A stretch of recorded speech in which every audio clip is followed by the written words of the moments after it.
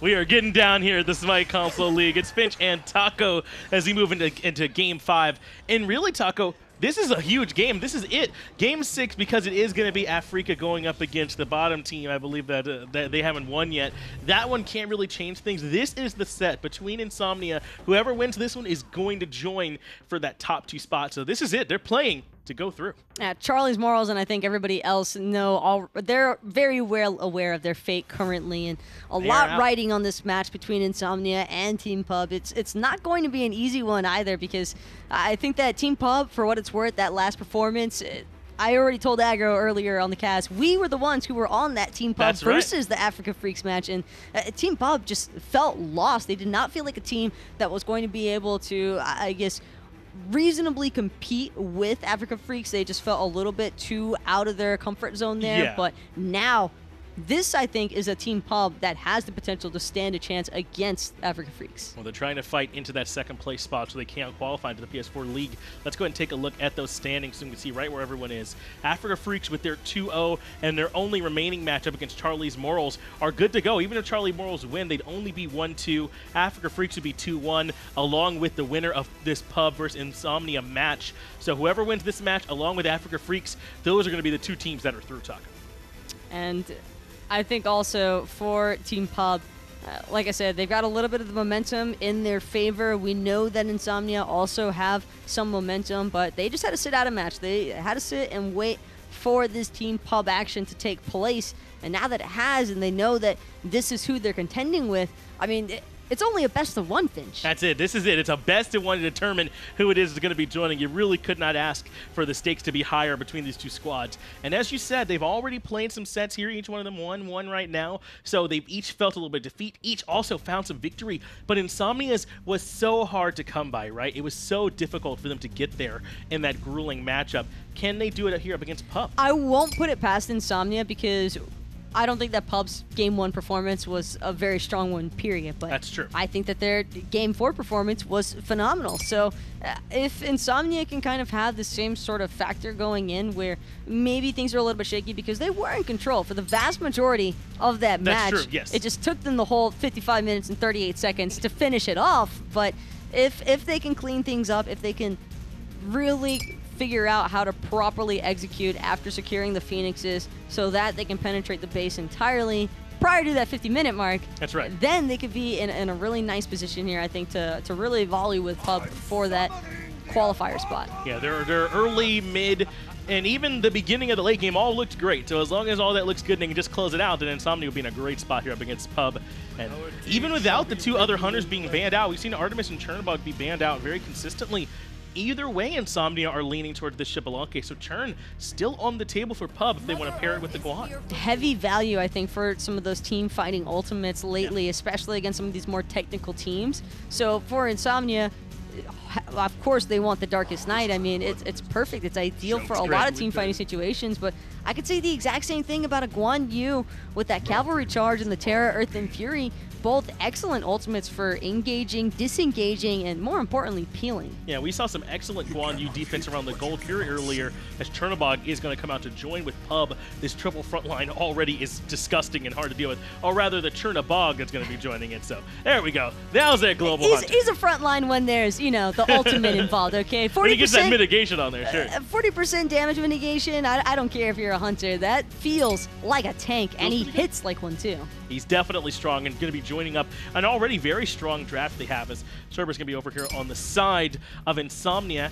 And they've got the Susano paired with it, so a ton of control in these team fights between the Stygian Torment, between the Pulls and the Typhoon, and then Darkest of Nights to sort of cut off the comms. It's a great team fighting draft from Insomnia. Look at all this mage focus, though, between Insomnia and Team Pub. Yeah. Both sides not wanting to deal with Ra, Poseidon, Thoth, Zhonghui, Giannis. Still waiting. Who's left? There's still, I mean, Agni is still available, so is Raijin. There's a lot of strong mages. And so, Isis. Okay, it was a rhetorical question, Finch, all right? But at this point, that's the whole point, though, right? With so many strong mages left, why ban so many? I mean, they're still going to get a top-tier pick in that pool. Unbots, though, they're going to wait to the very end for Pub. I'm going to assume ban Ra because of sustain, ban Poseidon because of control, ban the Giannis because of map presence. Because Giannis, right? And ban Thoth because he's a bad bird. And Zhonghui because he's too thick. Soul. is going to be the selection here for Pub. I like it. We just saw, I think that Ardent Scott had a really strong game on the Soul in this last match, so if it ain't broke, don't fix it. That's fair. I'm personally a huge fan of Soul with some of the other mages are still available, but yeah, Soul can be very, very strong, and certainly would pair it up with the Chernobog. I mean, that's going to be a ton of damage coming out from their 2 carries. You're not going to miss out on any AoE damage with Soul either, and her auto attacks are still rather potent. But up against the Agni, with that rain fire, the rain stuns, I mean, it's going to be pretty scary, especially with Vegan coming in on that Xbalanque as well. For as much damage as an Agni can provide in the early game, there's also still some of the concerns that he might not necessarily be able to out-clear this Soul, and I think that's the big thing for me, is that typically you expect to see the Agni just outright win the lane because that Flame Path does a decent amount of clear. Even the Flame Wave has like some really strong clear, but I think that all in all, this could be a very heavily stalemated mid lane. I'm probably going to expect to be looking more towards the jungle from this match than anywhere else, because the side lanes feel fairly even. I don't think that there's any distinct advantages for both sides, because Xbalanque, Geb, not the greatest clearing pairing, but neither is Chernobog with the Terra, which is why, in fact, we see cordiaxiz starting off here in the mid lane with Ardent Scott, maybe looking for a red buff invade, and now Insomnia's dual lane actually rotating over just to prevent this from happening. They are going to be able to defend the red buff, which means that Team Pub are going to have to settle for those mid Harpies and head back to their red buff, and they'll trust nCobbY to sort of defend that wave on his own. That's going to cost them a little bit there. Yeah. They accidentally reset the red buff, meaning that OhMyJhox actually won't get any credit there, I believe. That is going to hurt them after this interesting first start, where now cordiaxiz is going to come over and join up along with Terra here in the dual lane, where some farm is awaiting him. So a bit interesting. They want to try and get the mid pressure early, but Jox is there to sort of help even it. Then they come back to the mid Harpies and their own red. I like that they're kind of changing things up. It felt a little bit scatterbrained, though. It didn't feel like a... It felt like both sides kind of hesitated with the shot calling there, and I know it's early enough that it's not going to really punish either side too heavily for it. Right. But those little moments of hesitation, neither side can really afford to take against the other as this match continues to develop. Well, this could be why, though, we were seeing the Soul here in the middle lane. We talked about how you're not going to be missing out on any mage damage, plus you get those 100 autos, but you also get one of the safest gods there is. Disapparate is great, especially with the pressure that Susano is going to start putting out, like level 6, level 7 or so. When he's able to start rotating in, he's going to be pulling you, going to have the Typhoon available. Soul can probably get away from it relatively well with that Disapparate. Just got to make sure that it's well-timed, and speaking of well-timed, nice little dash there from Treya. It's going to keep him safe and sound in the mid lane, away from the monkey. But of course, with those left mid Harpies respawning, that just frees up Ardent Scott to take those uncontested. He's got the timer for him. They were there. He split him with cordiaxiz that first time, and he's back one more time to grab them. This time on his own. Is Treya not going to make it over there in time? But I'm glad to see Treya back on this Agni. The set we watched with Insomnia earlier, which turned into the real barn burner, he was such a problem for his opposition on this Agni, to the point where he became a focus of from the other team. So if he can have a similar performance here, Insomnia certainly could look strong. And speaking of looking strong, PB actually getting the better end of this solo lane. At first, it looked like it was all the Kana show, but now Kana, without that ultimate, going to get Wind Siphon back in. Storm Katana just needs one more to finish it off, and sure enough, OhMyJhox with the first blood. Going to help out Insomnia in a pretty big way with that rotation, pairing up along with his solo laner. As you mentioned, PBE got out in front, not just in terms of XP, but just in the damage trade. He had some of the extra health pots and chalices ticking that kept him up, and Sina couldn't hold on, especially not with Jock trolling. Wait, are you changing it to Sina now? Don't you troll me on this one, Finch. Did I say Sina? You said Sina. I don't know why. That's not even Sina or Kana. Those were like our two biggest contenders. I mean, I don't know. I already made my thoughts clear here. Kana is probably it. I don't know, trust me. I think we all still remember that one. No, Kana wishes he could forget. No, Kana's fine. He doesn't have enough X's to where it bothers me. I'm talking about XX, behind you man XX. That's the kind of name that would get on my nerves. Kana's fine with his one X. Yeah, I can't think of anybody who would. It kind of sounds a little bit like Be Hindu, man. Yeah, I don't know. I mean, could you imagine if that was like what your name was? Like, oh, I'm a rogue. I'm behind you. Be behind you, man. And then naming yourself that and thinking that's like cool or funny or interesting at all? Finch, I'm not going to lie, man. You are really living life on the edge here today. Mostly because the fact that England just lost. That's a good point. We and were you're already dropping in the trouble. double down roast. Yeah, we were already in trouble, and then I went in even further. So if you all don't see me on Monday, you know why.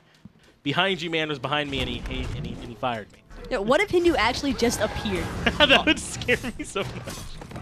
Oh, actually hold that thought, just like Kana just appeared on that horse with the cavalry charge there. Was looking for, I think, mostly just lane clear. Kind of risky to do in the very front of the tower line, though, for Pibe. If Pibe had wanted to, I think he could have maybe tried to keep him stunned there, but, of course, cavalry charge force, since the Tinted Torment put him underneath the T1 in the first place. Yeah, he's definitely recognizing that that was kind of his only way to get back out of there. Kana is going to be A-OK. Even though, you know, he took the O out of his name, if it's supposed to be Kana. He put an X in there instead. He's still okay either way. As nCobbY and cordiaxiz kind of hanging out in the jungle, trying to see if they can bait for the dual lane of Insomnia. They don't bite. In the end, they're not going to be able to find any picks there, and they'll fall back. I like this buff control, though, that's been happening. Insomnia, for having such a low-clearing early phase stage, they've done a great job controlling their abilities, but now they need to try and find these kills onto nCobbY. Nice little knock up there from the Typhoon. Rising Jaguar with the follow-up, and finally VeganFatness with the fattest of kills onto nCobbY. Comes in on the backside and finds the kill. Plasma might be in trouble here too, as Terra putting out plenty of good damage on the Agni, but unable to find him. But a great gank for them over in duo. The fact that Team Pub are unable to respond, though, because they're both zoned away from rotating thanks to Terra's aggression on those left mid Harpies, that's exactly what you need from your mid laner. Agni has to have that kind of zoning control, and that's a perfect example of it. Unable to make it through to go help out in the dual lane. They were able to chase down nCobbY without any trouble, even with the Earth and Fury and the sprint expended by the support. Now, the sprint did come out from Kino as well, so they won't have theirs, but happy to trade that for a kill onto the opposing support. Just going through doing a bit of a cleanup on these relic timers. Terra appears to not have his beads available either. So yes, he did keep them from rotating, but it looks like it might have cost him a little bit of safety for the next 90 seconds. Losing a little bit of safety, though, I think is all right, since we're not even at the 10-minute mark just yet. Not too many team fights have broken now. A lot of the kills, or both of the kills, I should say, that have occurred have just been to a little bit, honestly, of Team Pub kind of just being over-aggressive. Stepping a little bit too far forward, or putting themselves in a position where Insomnia can capitalize. We saw it happen for Kana over in solo lane, same for nCobbY. These two tankier targets early on, if they're at a position and the gank attempt is on, then they can still be caught out. Left side mid Harpies have been controlled by Team Pub, really. They were able to grab them earlier on, but now it's going to be Insomnia who have them. Oracles will be in favor of Insomnia, and while they're there, that means the Gold Fury can't be taken, but Plasma blink over the wall into the Fear No Evil, looking for Terra, but that Sacred Monkey Toss not going to connect. He walks right back through the team because it leads him back towards safety. Cataclysm and the Typhoon control everybody, and now Terra's the one who's moving forward aggressively. Ardent is going to fall to OhMyJhox, but cordiaxiz rotates over with the Living Nightmare, able to find one more kill. nCobbY in some trouble, can't even get the dash off. VeganFatness, VeganFitness, whatever you want to call him, is there to find the kill. Rising Jaguars, useful in more ways than just the CC immunity. Finding that last little tick of damage onto nCobbY is going to be a very successful engagement, or counter-engagement, I should say, because it was Plasma who tried to kick things off there, but it was such a far-away blink. The follow-up just was not in place at the time. I like the mentality, but you need to make sure your team is behind you. That's a good point. The Fear No Evil placement wasn't perfect, and I get why he felt he had to force it. Remember we said earlier, Terra didn't have purification beads. They had been forced earlier, so he was trying to land within that window, but because it was so far on the edge, Terra was able to just kind of walk out, dash away, regroup, and then a great positioning from Kino and Jox to rotate over the Cataclysm, the Shockwave, the Typhoon, the control from that jungle support really allowed Terra to reposition and they could get some return kills. As long as he keeps up those Typhoons, though, that's all that Insomnia need to happen, because that ripped straight through the middle of that choke point. There was no way for Team Pub. They completely scattered so far away from each other. And when you expect the Chernobog to rotate every time. There's no such thing as a fair fight as long as there's a Chernobog on the map with his ultimate available. Living Nightmare just instantly teleports you to where you want to be. And for cordiaxiz, it seemed like the place to be was helping to reconfirm the kill on the Plasma, but that just came up short there in the end. Sure, he finds JhoX in the end. Spear No Evil completely explodes Kino there in the center. Seems they can't avoid these choke point fights. Treya is still alive. Somehow Ardent's Gauntlet ends up falling. cordiaxiz has rotated over with the Living Nightmare. It was a ton of control by nCobbY that he landed on the Treya. Why was that kill so hard for them to get? He didn't even use beads until the very end. She hit the wall, and then the root. I mean, everything was there, and the ultimate from Ardent was late and couldn't follow up, and Plasma got there too late as well to follow Fear No Evil. I mean, nCobbY couldn't have done much more. It's just out of range. Out of range abilities have been the ultimate downtrend, I think, for PUB, because they've had a lot of promising moments, a lot of great control, but it's just that little bit of a lack of follow. Crystallized Curses plus the Vicious Barrage forces VeganFatness to dash away there. Doesn't want to get caught up in that route for too long, especially since he knows with that attack speed stim active on the Vicious Barrage, he probably won't stand much of a chance in that boxing match. That fight skirmish really did end up being a 1-for-1, so it's not too big a deal. But I'm with you that they were out of range. But if that's the case, then why are we all in committing? You know, if you're out of range, you're just out of range, and nCobbY's looking for poke then rather, and he'll get the stuns and force out beats if they can't fall back.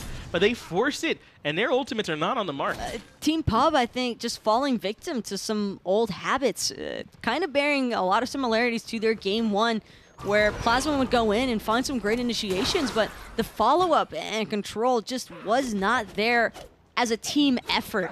That's the important part. On an individual level, I think that Team PUB actually do a pretty great job. It's just connecting their kits together seems to be very hard to pull out of them. They haven't been able to get it quite yet, but to be fair to them, it's only hurt them to the terms about 1,000 gold or so, a little bit over that in Insomnia's favor. And experience-wise, things seem to be relatively close as well, as Plasma does blink over the wall. Fear No Evil is going to pin them up against the wall. Treya just barely survives, and we cannot say the same for Kino, who falls. JhoX can't return the favor to Plasma, who jumps away, but cordiaxiz going in aggressively. Treya survives rain fire, not going to trade out. He dashes through the damage, and cordiaxiz will get the kill. I almost feel if Treya had dashed up, he would have been fine. Speaking of fine, Vicious Barrage not even going to be necessary. JhoX cannot run away here. Cavalry charge all the way into the T2 tower, even with the TP. No, he's still alive. He didn't have enough damage. OhMyJhox is still standing, but he has to be careful because Kana's still right behind him. nCobbY ends up falling. cordiaxiz gets chased down while Kana dives a tier 2 tower 12 minutes into the game. VeganFatness has some auto attacks to trade out, but Taco, that was a good fight for Team PUB, and then they give it all back. Kana really thought that JhoX was just dead. He was just dead, and he lives with 1 HP. All he needed was one more auto. There isn't enough mana for a jet stream. There isn't enough mana for another wind siphon or a storm caught. He's just trapped, and yet Kana, for being a full health Guan Yu, to walk away from that one, you've already committed with your ultimate into the T2. You might as well finish the job. OhMyJhox patiently waits out the jump from Plasma for one of the easiest kills of his life and brings down the Unbots. So what started off as a really great engagement for PUB, getting those 2 clean kills, because that was the first time they connected everything together, right? Plasma blinks over the wall, Fear No Evil pins him against the wall, and then Ardent's right there to follow up at the Supernova. It's not perfectly placed, but it's still great and gets all the damage they need. But then they chase too far afterwards. It really is just like a roller coaster of emotions watching this PUB team in action, because it's so promising at times, and then so unbelievably disappointing at others. And I think that was one of the more unbelievably disappointing moments, because you're right, Finch, that was great up until the end. Insomnia are able to defend the Gold Fury Taco. nCobbY has to fall back. Meanwhile, inside the shadows is cordiaxiz, but he comes out right when Darkest of Nights ticks. What? VeganFatness finds the kill because I assume the duration ran out and he had to jump out of the wall. He's forced to run away there. It's damned if you do, damned if you don't. He was completely surrounded, and no matter what, I think we could have expected to have seen OhMyJhox chased that one down regardless of where the Chernobog went. The only real escape is if he living nightmares straight up into the air, but then he dies to somebody else, and Purification Bee is going to be forced out. But Kino, oh no, Kino. Roll out if he can get it. No, instead cut short by Plasma's jump. Jumps over the wall, finds the kill. Trey had to use beads to get away, so a nice win for Plasma in the middle lane. This Unbot's pick has been highly contested. Hasn't been like banned or first picked, but it's been selected in the first phase a lot, and it really has gotten a lot of value, especially right around now in like this mid-game stage as Arden's gotten a little bit of trouble and has to fall back. Plasma, when his Fear No Evils are on point, the whole team looks different. The whole team looks different, but the main difference I'm seeing is that Pub only seemed to look good if Plasma is on point. Yes. But all of Insomnia is just looking good because every single one of their players is performing when they need to be, especially this Susano, starting off 4-1-4, only 15 minutes into this game now, Finch, and he has been a participant of 8 of the 9 kills on the board. Yeah, and Jox has been a madman all day today. We saw him earlier on the Robin where he built essentially full damage and routinely dove the backline, so I'm not surprised to see him 4-1-4, a part of all but 1 kill, because that's just the way that he plays. I mean, he loves to be involved in these matches, at least off what we've seen so far, and he's continuing that right now in this game to determine who goes into the PS4 League. This is it. To get in a console league, Insomnia or Pub, one of them's going, and one's going home. It's crazy to believe, but this could be the initiation that they've been looking for. Finally figuring out Treya didn't have the beads for the escape. Kino could fall victim to a similar fate. Instead, wins Siphon to save the day as JhoX one more time comes in to try and claim the life of Arden. And he is going to be able to grab him outside of that Aegis duration. Good root comes out from Cordiax Shockwave, knocks up 2, and JhoX gets out of dodge. PB, and now they're getting a little bit of help coming from the Xbalanque as well. PBE only controls 1. There's no real follow-up. VeganFatness has to fall back. They do a great job getting JhoX out of there and trading the mid laners 1-for-1, as now PBE's in trouble. Geb Shield will make sure he doesn't stay rooted for much longer, however, and Tallow Assault, it can shred, but not necessarily against the level 15 Cerberus, who's itemized against it. Kana. Pyromancer, though, Kana not doing the best here as far as tanking up all this damage, but he buys his team enough time for Pibe to jump in, and Pibe actually manages to steal it away. He grabs the Pyromancer, jumps over the wall, and ships it away. Kana has got to go on the retreat path now, but he gets pulled back in, forced to jump on top of the horse. Team Pub should be able to successfully disengage, but it's got to be disheartening. PBE's not going to let it go, though. Paralyzing Spit almost gets the kill. He dies to the tier 2, but doesn't get any further punished. Can you imagine how demoralizing that could have possibly been? Oh, for the first time, he is human. By the way, ladies and gentlemen, JhoX finally doesn't connect with one of those wind siphons, and Arden Scott probably happy for it. T1 tower, though, in mid, unable to be defended by the Lone Soul. And they get the Pyromancer, they get the T1 tower in mid. Everybody from Pub is forced to back away. This gold lead that didn't really exist beforehand has suddenly surged up to nearly 4,000. You know, you said he's human, but I don't know. Robots are pretty smart. He could have missed one to throw us off the trail. This has been some very impressive Susano gameplay, though. I agree. I am definitely impressed. And you know what's even crazier to think about, Finch, is that these are just the qualifiers. The level of competition has so much room for improvement. Speaking of which, Kino has very little room to work with, but he's going to manage to stay alive here. A lot committed. On the backup. A lot comes out from Pub, doesn't it? Just the Cataclysm and Kino to get them back out of there, but they drop the Earth and Fury and the Supernova and Fear No Evil and don't even get the kill as Cordiax trades out with Vegan, who takes him down. One auto was off the mark, but it doesn't end up mattering. In fact, JhoX able to find a kill in mid lane. They pull Kana back in, force him to use the horse defensively, but PBE hits the stun, even hits the ultimate, but nCobbY can't get pulled. Monolith. Count your blessings on the Terra passive sometimes. It's nice. Being able to avoid that one means that Team Pub, they're just going to have to lick their wounds for the 2 members, and they might keep their support, but they won't be able to keep either of their T2 towers. PBE hits the stun, hits the ghastly breath. OhMyJhox just walks over and has a little bit of extra damage they need, but that's 3 kills overall. VeganFatness wasn't even there for that one, Taco, as he takes the tier 2 tower in duo to go along with the tier 2 in mid. Insomnia looking very clean in this game. They want to be in the console league. I almost wanted to see cordiaxiz ult onto VeganFatness because he has no mana, but now seeing that he's with the entirety of his team to back him up, very little point in using that Living Nightmare.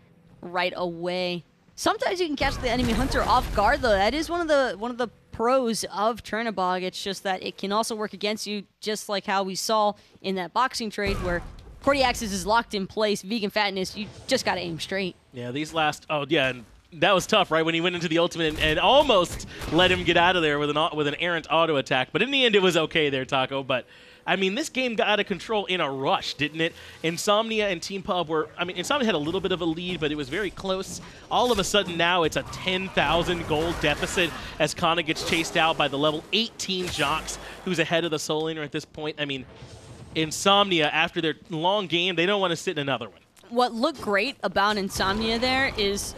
First, they find the picks, then they push the objective. Yes. But not only that, they find another pick. When they killed Plasma, that's what allowed for VeganFatness to be able to split push that dual lane T2. Because initially, I think that Pub could have maybe defended one, if not both of those towers, despite having lost 2 members, because their respawn timers were fairly close. It was like 19 seconds, I believe, right as that T2 in mid was falling. So Duo didn't have to suffer. It just did because Plasma couldn't stay alive. Well, Fire Giant now is being looked at by Insomnia. Kana is waiting in the wings. Plasma trying to find a way to loop around, but it's being burned too quickly. Team Pub can't make it in to try and defend, and Fire Giant goes down to Insomnia. But Taco, I think you nailed it earlier when you said that not only do Insomnia play well individually, but as a team. Because sometimes you see it in pieces like Old Arrival was better than you as a team, but maybe not individually until now when we know how great they all are. And there are some teams that fight better individually, but not as a unit. Insomnia, I feel like, have both. This doesn't really seem like a team that's just playing in an open bracket qualifier, if you ask me, Finch. This looks like a team that has experience and competitive level knowledge, but I know that that's still something to be developed, and yes, it does brush upon my initial point there before they aggressed onto Kino in mid that I think that the level of competition for PlayStation has all the room to grow. If this is where we're currently at, I'm excited. DBE jumps to the back line. He's got cordiaxiz busy on the backside, and he just has to retreat. The rest of the team looking for damage onto the Phoenix as Arden Scott has been knocked up by JhoX. Aegis had to be expended as cordiaxiz barely makes it back to the fountain. Plasma looks for the Fear No Evil, but JhoX is right here to pull him back in. He will be the first casualty of war as the right-hand Phoenix comes down. It's all right, Kino. We don't have to talk about it, pal. We thought they were going to keep going on you two, man, based off how they've chosen to aggress him the entire match so far, but level 14 Geb now has more than enough defenses online to stay alive. Wind Siphon onto 2. cordiaxiz and Arden Scott both going to be forced back as the firebombs just come raining inside of this mid lane. Mid Phoenix and right Phoenix are down now, Taco. Insomnia do not want a repeat case. They've been ahead here for the last 8 minutes or so, and they want to keep that train running. They can't get the left Phoenix just yet, but they've still got Fire Giant for another 2 minutes. They can back, spin their gold, and make one more push. That's a fatty wave over there in duo, by the way. It's nice. At least 7 archers built up. 1, 2, 3, 4, 5, 6, 7. 7! I am a god! Okay. Calm down. I can look at the dots. Taco, no. It's weird, right? I would gas Taco up anytime, but now that Taco's like feeling herself, I'm like, calm down, you know? Slow it down. I don't know. I don't know what that is. It's just balance, I guess. I think that's my first time actually getting it right, by the way. Yeah, that was a good call. I try to guess it all the time. But Taco, to myself personally. You know a lot about Smite Time. It's irrelevant, but it matters. Okay? Insignificant, but worthwhile. What if you're in a game and you can make the call to go over, and if there's exactly 7 archers, you'll hit level 20. You can come to the team fight at the right level. It could that'll never happen. I don't pay enough matter. attention for that. Going in aggressively here is JhoX. Fear No Evil forced out defensively, but he had purification beads, and Typhoon is going to remove the monkey and send him back to base. 50 seconds later is when he'll rejoin the fray. The rest of Insomnia pushing into the left Phoenix. Going in aggressively is PB. And now Stingent Torment will manage to catch out one. cordiaxiz still alive, but Arden Scott, the same cannot be said for him. Whoa, Kana goes in aggressively against Treya, but look at that Geb shield health. What a brave man Kana is, and he's paying the iron price. The auto attacks from Vegan are on the mark this time. Another kill comes out from JhoX on the back end. OhMyJhox is standing to try and slow down Insomnia, who want to punch their tickets to the console league, and they're doing it in commanding fashion. Insomnia are going to come join Africa Freaks. What are their names? Oh. Africa Freaks. Change that. Freaks. I like it. It's got pizzazz. Maybe they're like, isn't it Guan freaks, right? From Hunter x Hunter. Maybe they're like that. I love him. Right? Okay. First of all, you know, full on credit for the sick HXX reference. I absolutely love Hunter x Hunter. It's a really good one. If you haven't checked it out, I would recommend it. But yes. this is a little bit more about anime. We are weebs, but this is all about the That's PlayStation a better team name, League. by the way. But you're exactly right. We did just get our second team here. We got all 4 from Europe now, Taco. And it's exciting because based on what we've seen, I think that Insomnia and African Freaks, I think that both of those teams did a phenomenal job to here today. They both played fantastic. I'm really excited to see a little bit more of the Susano gameplay. I think that the jungle and the mid laner were very impressive overall, and of course the rest of the team seemed to really supplement them quite nicely. Yeah. I think that everybody kind of understood their position, and it's just so refreshing watching these teams be so composed this early on into a competitive level of play. It's so exciting, right? Because Europe on Xbox has recently gotten so much better too, with Rival just recently winning in spring and going to be coming here in summer very shortly to try and defend that crown. And these strong teams you just saw over here on PlayStation, it's really getting just more and more competitive on the console side, and it gets me excited, and I can't wait to watch a little bit more of it. But we've got more action coming today. One more console game for you also. Go ahead and grab your drinks now, refill those chip bags or whatever it is that you do if you want to do a healthier snack. I don't know, your life, and come right back here.